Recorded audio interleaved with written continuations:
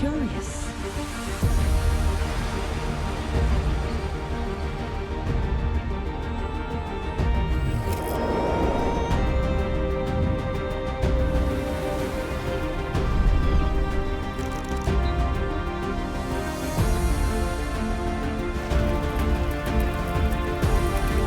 Those who can imagine anything can create the impossible.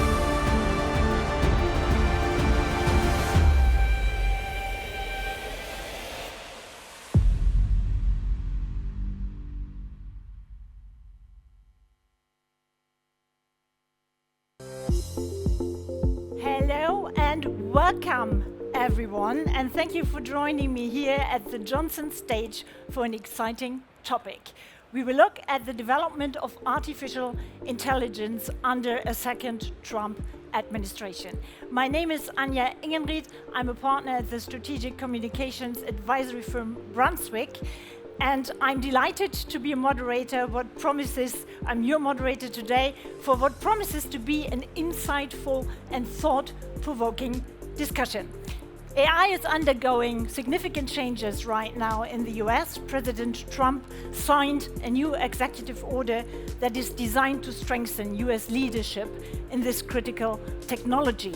The government approach, whether through deregulation, new investments, new partnerships, or even new protectionist policies, will shape the development of AI, not only in the US, but all around the world.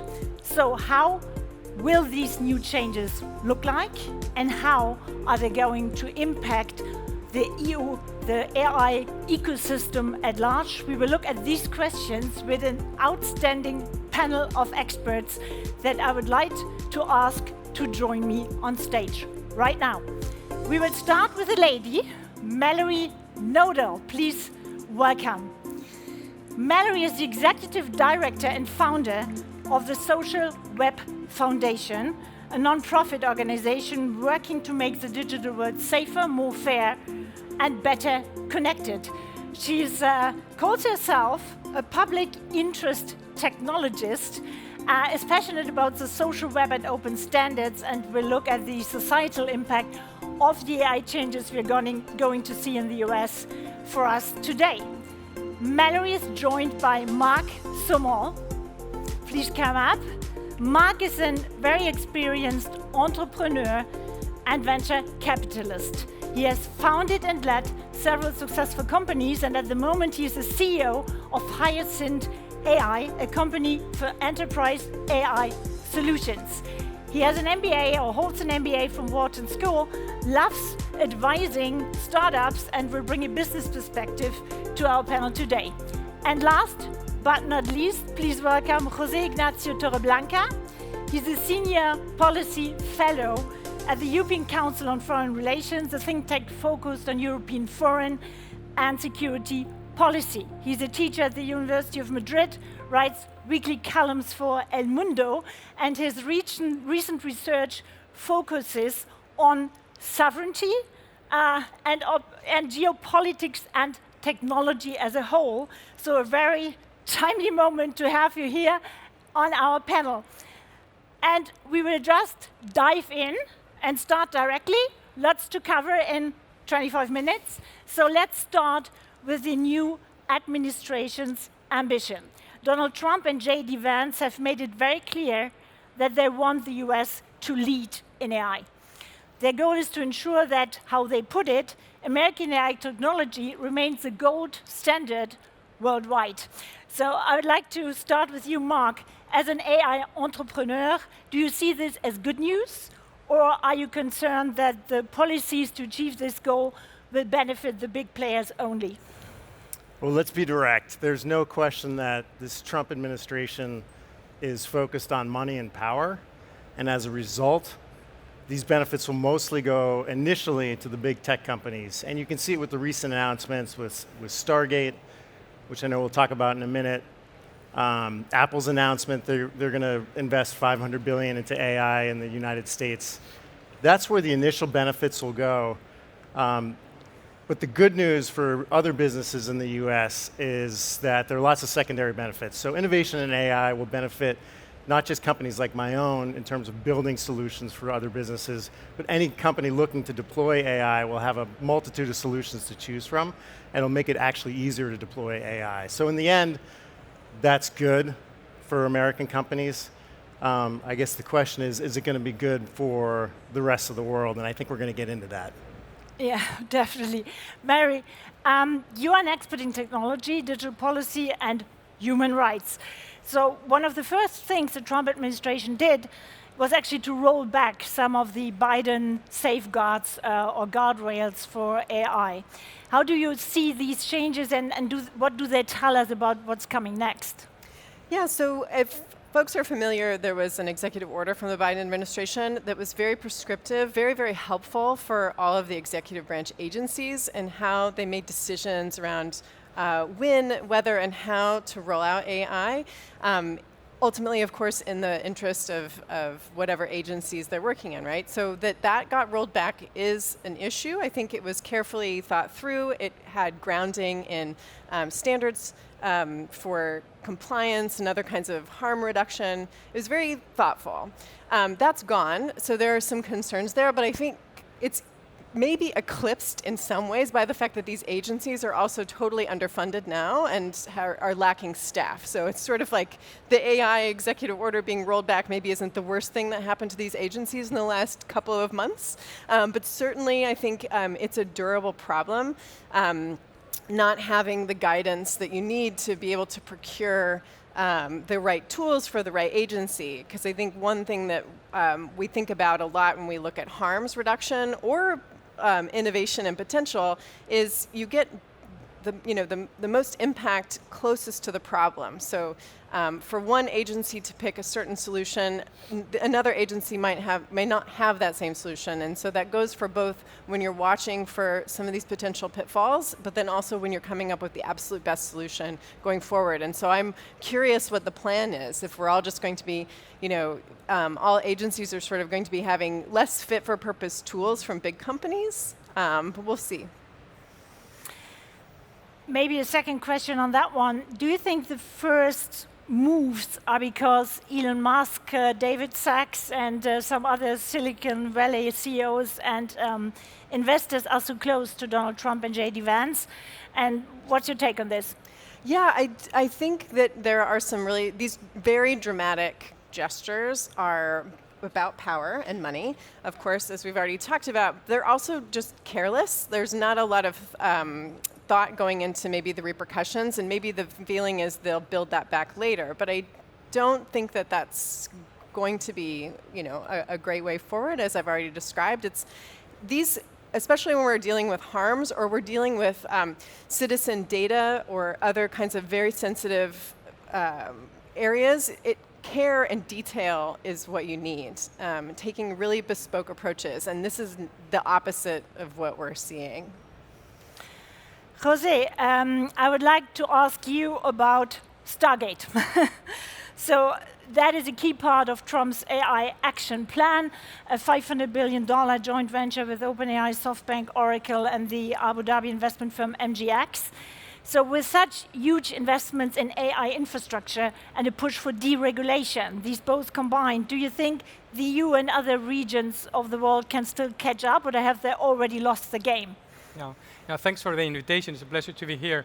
And maybe you think this is kind of the very optimistic version of it, but if there is any hope for Europe, then we should think that throughout history, innovation and diffusion and application of technology are probably different things. So maybe you're not at the top when it comes to innovation, but then if you're smart enough in the development and in the application of these technologies, you can catch up at least in terms of not losing the market. So even if at the moment, like we know that 80% of generative AI investment is done in the US and 20% in Europe, we see numbers going up in investments in Europe in industries, which are the ones that are going to reap the benefits of these technologies. So Europe is home to some of the largest companies when it comes to banking, insurance, automotive, electricity, also health services and so on. So the expectation is that you can build niches in which these applications will also in themselves turn into innovations. we have the second largest market in the world as well, which is very powerful still, despite all these transatlantic tensions. For US companies, it's a very interesting market. And then we have the public sector, which is decided to come in and support that. And again, throughout history, we've seen, like in Japan and in other cases, that you can supplement your lack of venture capital and other issues by public capital coming later in. And then maybe you can do it in a much better way in terms of, probably Europeans don't want to break things as they move, So maybe there is some hope there, and we see it picking up. But of course, it's still much to be done. And one of the risks in Europe is our own fragmentation. It's not necessarily regulation, which is a problem, because if you had just one regulation which was homogeneous and you could apply it, across all the 27 countries, then, big companies will discount that regulation and would operate seamlessly. But the problem is that they don't operate seamlessly within our internal market, as you know. There is hope on that one. Commissioner Virkkunen announced an overhaul and simplification of EU regulation in that regard. And basically, she wants to complete the digital single market in the next 5 years. So that's good news from yesterday. But let's take a closer look at how the EU and the US approach AI and what it actually means for global governance. The EU is rolling out at the moment the world's first binding legal framework, the EU AI Act, with strict rules for high-risk applications and some bans for certain applications as well. And the goal is actually to set a global standard for safe and sustainable AI. At the recent AI summit in Paris, the US didn't sign the summit declaration on safe and sustainable AI, although even China did. And J.D. Vance actually urged the EU to stop over-regulating. So I think that was pretty drastic. And I would like to ask you, Mallory, what does that mean for global AI governance? We have seen the G7 Hiroshima process, OECD, G20. Is this all gone now, or is there still a chance to get to a common approach? Right. So I think I come from working in standards a lot as well, and especially internet standards. You have this. You must interoperate. If you want to be connected to the rest of the internet, you have to speak internet protocols. And there's been an important part of the EU AI Act, and a lot of actually the various groups you mentioned, is this idea that we would try to standardize or harmonize different parts of AI so that there can be a common approach. Now, I don't know that the incentives are actually there. I think we've seen over and over again that AI is being developed in silos. Part of that is the competitive edge, right? It's the proprietary part of your algorithm that makes it better than your competitors. So we've missed these incentives, and really basically all we had was good faith cooperation to try to govern, and especially when it comes to these sorts of harms or I keep saying harms, but there's more than that. It's accountability, it's transparency, it's knowing how to actually make it better. Across many different kinds of data sets and many different kinds of applications. I do worry now. I do worry because without the incentive to actually interoperate and standardize certain parts of the technology, and then an unwillingness on the political side to cooperate and to come up with something that can benefit the most people in the best approach, I don't know where we go from here. I mean, I think we have, on the one hand, the internet is a great example. On the other hand, you have space internet or space exploration, which is the opposite. There's no cooperation. There's a lot of animosity amongst different countries, and this is where you have so much. It's so slow, it's so underdeveloped, there's not a lot of cooperation. So AI is kind of falling somewhere in the middle here, and I don't know exactly where it's going to end up. José, what is your take on this? With the US pulling back, can the EU still take the lead in AI governance, or is it a risk of regulating itself out of the game, more or less? Well, as Mallory said, for us, the last years were positive in terms of transatlantic cooperation. The Trade and Technology Council, which was mostly a technology council because we were not cooperating much in trade anyway, but delivered things which, even if they reflected different philosophies in the EU and the US, you did the executive order, we did the UAE Act, and maybe the emphasis were different and Europe is more human rights and principle-oriented, whereas the US was checking, on the uses of technology.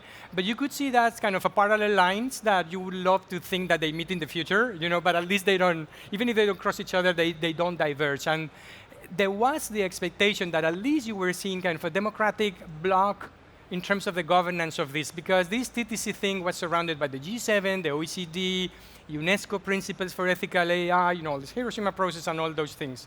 Now that the US has withdrawn from all of this, what are the alternatives from Europe, to try and keep the work with all those who want to keep on those lines, as we see that the US is probably drifting for a coalition which is more about money and geopolitics. It's probably the US and the Gulf countries. And we're bad at money and geopolitics, so maybe we don't have a role for that. But I think there are going to be lots of people out there who would want this technology, not to be cut off of this technology because of geopolitics and sometimes abusive behavior by the hegemonic powers having these technologies. So the Global South, I think, is out there looking for models or options in order to see how do they insert themselves. Because I don't see the US trying to pull in countries from the Global South into this technology diffusion, and I don't see a kind of AI for all approach in this Trump administration. So that's a role, again, for the EU to fill. For the EU to fill if, and then and I only have an hour for all the things that come after this if. But, but at least this is the aspiration. And for example, with Latin America, we have now a digital alliance between the European Union and Latin America, where we see also similar approaches to privacy, to rights. So at the end of the day, who would you want to have your health app doing AI with? With US or Trump regulations or with European regulations, and that's a legitimate question for everyone in the market, but also as a citizen. Mark, I'd like to ask you, do you agree with J.D. Vance's stance that regulation stifles investment and innovation, or do companies rather need some guardrails to thrive? So this is a nuanced question, and I know I'm supposed to be the capitalist in the room. So I'll answer it with the capitalist answer, which is regulation does kill innovation. There are multiple examples of where deregulation has spurred on innovation. I'm going to use the airline industry in the US in the 70s and 80s because I want to come back to it as an example. But post that regulation, we had more airlines, more routes flown, and cheaper flights. As just one piece of evidence of how deregulation actually helped innovation.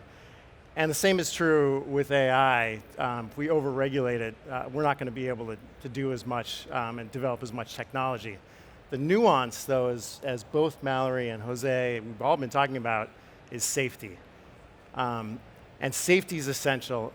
And this, again, coming from the business person on the panel here, I don't want to operate with unsafe AI. In fact, my customers will not use unsafe AI. And so that regulation is going to be key. And just like in the airline industry, the air traffic controllers, I'm going deep into the weeds here in the US government policy, but air traffic controllers are governed by the federal government because safety in air flight is extremely important. It's the same with AI. We need some governance in order for it to get the kind of wide-scale adoption that we all hope it gets. I would like to take a step back and look at the bigger picture, so more the geopolitical and trade impacts of these different AI strategies and approaches.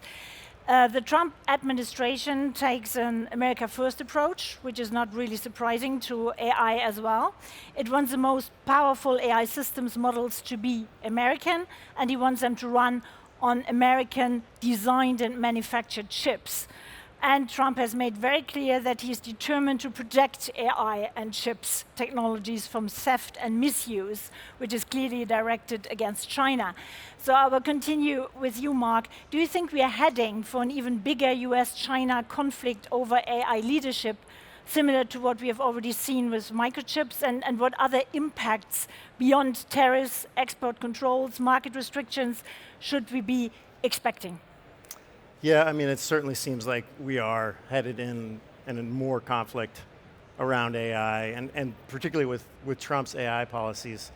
As an American, does it bother me that we want to protect our AI technologies? No, of course, but as a global citizen, it does bother me because, again, as I said before, the wide-scale adoption of AI is going to be the real global benefit here, right?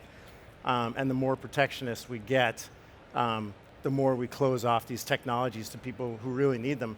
We can look around the room at examples of where open technologies have really benefited everyone. Look at GSM, CDMA, mobile technologies, right?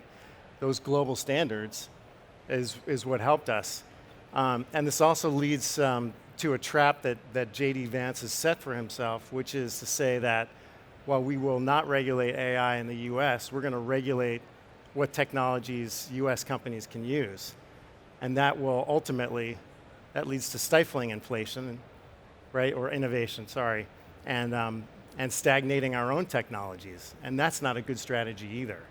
And I want to bring that back to DeepSeek, but maybe we'll talk about that in a couple minutes. Yeah, exactly. That would have been my next question, because DeepSeek launched this large language model and shocked basically US big tech and sent their stock prices tumbling, because this innovation showed that it's possible to build much cheaper and efficient models than the US companies have done so far. So does this challenge the idea that more investment automatically leads to better models, and has AI reached a plateau, or will it just improve with more investment? Well, DeepSeek shocked the world. It certainly shocked a lot of companies in the US. And as the capitalist on the panel, that's a good thing, right? We need competition in order for these things to get better. You can quibble with how much DeepSeek actually spent on training. And I would argue against the numbers that we see in the press. That said, at inference time, which is that moment in time when you ask the AI a prompt or a question, DeepSeek created a couple serious innovations that I think US companies are going to copy. And that's around some of the compression techniques and mixture of expert techniques that they used. And that will bring innovation into the US, which now we're circling around these questions we have, which is, around regulation and innovation and whatnot, and how this competition is actually good for innovation, and it's good for US companies, it's good for global companies, as long as we have standards to lean on. But do you think we will see a total ban on Chinese systems, AI chips for China, Sure. or further escalations at that front? We've already seen the ban on chips, and where did that get us? Well, that got us DeepSeek, didn't it? Right? So does banning really actually stop these things from happening? No, I'd actually argue that banning some of these technologies from places like China is going to, if in a resource-constrained environment, force China and these Chinese companies to work that much harder to innovate. And they may actually out-innovate us because they are in a resource-constrained environment. So again, trap set for ourselves. José, what's your take on this? What should the EU do? Is sovereignty, if you look at this context, there is no, well, we have Mistral AI. Aleph Alpha gave up on LLMs, and they're going into the vertical application layer. So is there a way that the European Union can be sovereign in terms of AI, and what shall it do? There have been major announcements on investment in Paris and from Brussels, but still, it seems like kind of helpless effort to catch up in comparison to what the US is announcing. Yeah, I mean, I think DeepSeek is a bit of embarrassment for Europe, because we were saying, well, this game is only for people with deep pockets, and then people with not so deep pockets and good science could do this. So this is something that ideally Europeans should have been able to do themselves, but they didn't as well. So I think it's a shock. Then the good news is that there is not only one game in town, and that therefore you can maybe catch up. But we were seeing these trends, as Jake Sullivan, the National Security Counselor for Biden, already put it, that the US with AI, quantum, and chips will do a small garden with a high fence in order to deny China access to this technology. And with that, you will have a process of talking to the rest of the world in order to coerce them into accepting these regulations and helping in that effort.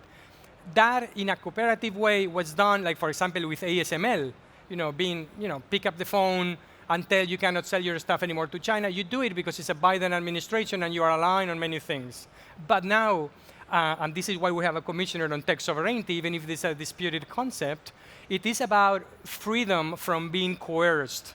We want to take our own decisions, and we don't want to be sucked into a confrontation between the US and China, which is already, yes, a Cold War, and which is going to mean that also as an excuse for lifting some regulations on some investments on military AI and putting a lot of public money into big companies. So it is legitimate not to want to be part of that and to try to seek your own way. So again, you have the case there. Also, to the extent to which the US administration, in the memo they published last week on overseas extortion of American companies, they consider that EU regulation is an extortion on a US company, and therefore is the equivalent of a tariff, as Zuckerberg and Musk and others are saying, And that's very controversial and not acceptable for Europeans because, for example, our Digital Service Act was passed by 539 votes in the European Parliament with only, the figure is 54 against. So these are our laws. Maybe they're wrong, but we decided on them. So, to twist your arm in order to drop that law, or either you accept the US legislation or face the consequences, it's sort of a kind of a digital neocolonialism, where you don't even get the protectorate, which is the good side of colonialism. But actually, Mallory, Brendan Carr reiterated exactly that attack on the DSA or European tech regulation as an attack on the American values of free speech. So is this pushback against content moderation, tech regulation in the US a risk for consumers and internet safety, and what impact could it have on society? I think that the impacts are pretty profound because, like you were saying, we've sort of made decisions along the way that seem to be the right decisions at the time. I will say that as someone who's worked in civil society and human rights organizations my whole career, a lot of that time has been spent working with really big social media companies to make sure that those platforms are working for everyone all around the world, and a lot of that is related to content moderation. So without that, I think we're walking back a lot of very hard work that's gone into identifying these harms. I think the other thing that's about the DSA does a lot of things, but one thing that it does is it sort of recognizes, similar to data protection regulation, that at the end of the day, it's people who have feelings about how their content and their platforms are being used for or against them. And one big risk with AI is that these are the novel sources of data today, right? The current models we have are based on data in the past, and data that has mostly been sort of lying around for free, or you can find it available everywhere. If you're going to keep building new AI, you need new sources of data, and one place you get this is from social media, of course. You get it also from messaging, which as a sort of encryption advocate, I'm quite concerned about because, there's this sort of, impetus to now start peeking into people's conversations for sources of data, which can have some implications and work cross purposes to privacy. So I think that it's going to have a global impact, and ultimately what I see is that we've been working for a very long time to reduce harms, to improve privacy, and AI threatens to undo both of them, and it's expedited now by a sort of deregulation. So that combination is not great for human rights, is my prediction. So our time is almost up. A very last question to all of you. Imagine it's the end of Trump's second term. Where will we be on AI by then? And let's probably end on a positive note. Mark. I would love to see AI used for good around drug development and helping people in the world, and not just for business. Yeah, I also think that there could be some AI for good, but it's very domain specific, and I think we should think about what are those important areas of research and refund them instead of having defunded them just now. I love to see AI just not for the benefit of consumers, but also citizens, because humans are not just consumers. Also for the benefit of democracies and not authoritarian regime or authoritarian drives within democracies. So, and also in terms of international relations, of course, and military affairs. And AI, which even if it ventures into the military, it would enhance deterrence capacities for the weaker or the weakest, rather than the aggressive instincts of the more powerful, right? So this is probably in my Christmas tree on my Christmas card, what I want to see. Okay. Well, unfortunately, our time is up now. Thank you very much for joining this exciting panel, and thank you all for being here and having such a great discussion. I hope you enjoy Mobile World Congress, lots of great connections, fresh ideas, and a great MWC to all of you. Goodbye. Thank you. Thanks.